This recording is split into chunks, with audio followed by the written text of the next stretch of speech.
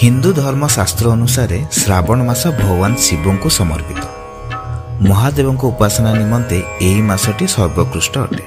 श्रावण मासरे जदि आपण श्रद्धा और भक्तिर सहित भगवान शिव को पूजा करेंगे तेबे आपणक सबु मनस्कामना पूर्ण होता है। सेथिपाई शिव भक्त माने श्रावण मासरे ही काउड़ी यात्रा रे जाते, जहाँकि एक मास धरी चले।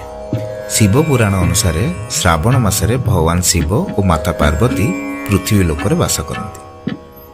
कौन आपण जानते कि श्रावण मासरे शिव को कहीं पूजा करा जाए, आउ ए मासटी तांकर कहीं प्रिय? आज भिडियो रे आमे एही विषय रे चर्चा करिबा। हेले भिडियो रे आगु को जिवा पूर्वरु आपण माने थरे मो सह कहंतु हर हर महादेव। पौराणिक कथा अनुसार समुद्र मंथन श्रावण मासरे ही होइथिला। एही मंथनरु जेतले विष निर्गत हैला सेतले पूरा ब्रह्मांड रे हाहाकार होइगला। संसारर सुरक्षा निमंते भगवान शिव विष को पान करी एहाकु निज कंठरे धारण कले। एही विषपान जोगु तांको कंठ नील पड़ी जाइथिला। एथिपाई तांको नीलकंठ मध्य कुआजाए। विषपान द्वारा भगवान शिवंक शरीर रे ताप वृद्धि पाइବାକୁ लागिला। सेथिपाई ए विषर प्रभाव कम करिया पई सबु देवता माने भगवान शिवंक उपरे जल अर्पण कले। एहा द्वारा भगवान शिवंकु विषर तापरु उपशम मिलिला। एहा छड़ा माता पार्वती मध्य भगवान शिवंक कंठरे विष को स्थिर करी रखि देइथिले। देवता मानक एही प्रयास द्वारा भगवान शिव प्रसन्न होइथिले। आ सेबेठारु ही सबु वर्ष श्रावण मासरे भक्त माने शिवं को जल अर्पण करନ୍ତି।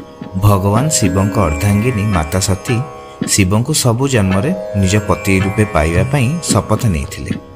सती तांकर द्वितीय स्वरूप तथा माता पार्वती रूप रे जन्म नेइथिले।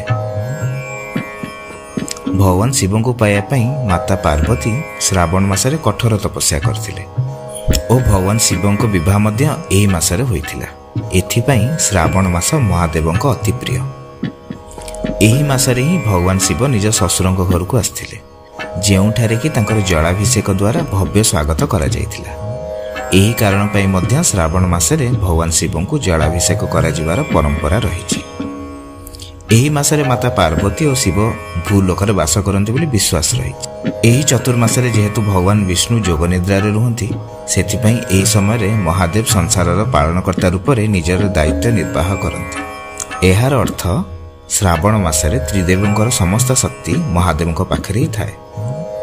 एथिपाई भक्त माने शिवं को प्रसन्न करिया पई नानादि पूजा अर्चना करती। श्रावण मासरे शिवं को पूजा करिया पई केतेगुडे विशेष विधि गुड़िक पर ध्यान रखिया पड़िबो, जहा द्वारा आपण शिवं को प्रसन्न करि परिबे। जेतेबेले आपण मंदिर को जाई शिवं को आराधना करिवे, तांको सहित माता पार्वती, भगवान गणेश, कार्तिक एवं नंदी को मध्य पूजा करंतु। एहा द्वारा आपण को शुभ फल मिलिबो।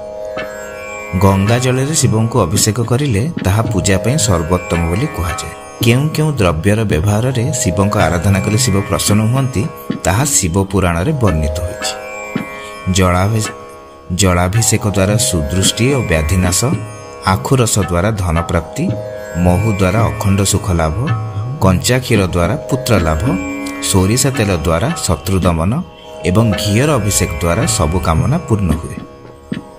भगवान शिवं को पूजार सर्वश्रेष्ठ समय हैला काल प्रदोष।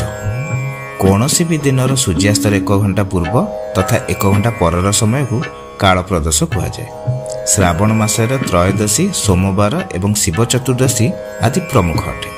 महादेव को पाउंस, रक्तचंदन, रुद्राक्ष, अरख फूल, दुदुरा फल, बेलपत्र और भांग अति प्रिय। भगवान शिवंकर पूजा वैदिक और पौराणिक और नाम मंत्र द्वारा करा जाए। साधारण लोक ओम नमः शिवाय किंबा ओम नमः भगवते रुद्राय मंत्र उच्चारण करी शिवं को पूजा और अभिषेक करिपारिबे। श्रावण मासरे प्रत्येक सोमवार शिवं को पूजा रखिले ताहा आपण को शुभ फल देइଥାଏ। श्रावण मासरे शिव पुराण कथा सुनले मध्य महादेवंक आशीर्वाद और आपणक जीवन मंगलमय हब। आज पई भिडियोटी एठी रखुछि। भिडियोटी आपनको केमिति लागिला मते कमेंट माध्यम रे निश्चय जणाइबे। पुणी देखाबा आ गोटे नुआ भिडियो रे। सेते पर्यंत मते विदाय दियंतु। आ हां, भिडियोटी को लाइक और चैनल को सब्सक्राइब करिया को जमारू भूलिबे। रहुछि, नमस्कार।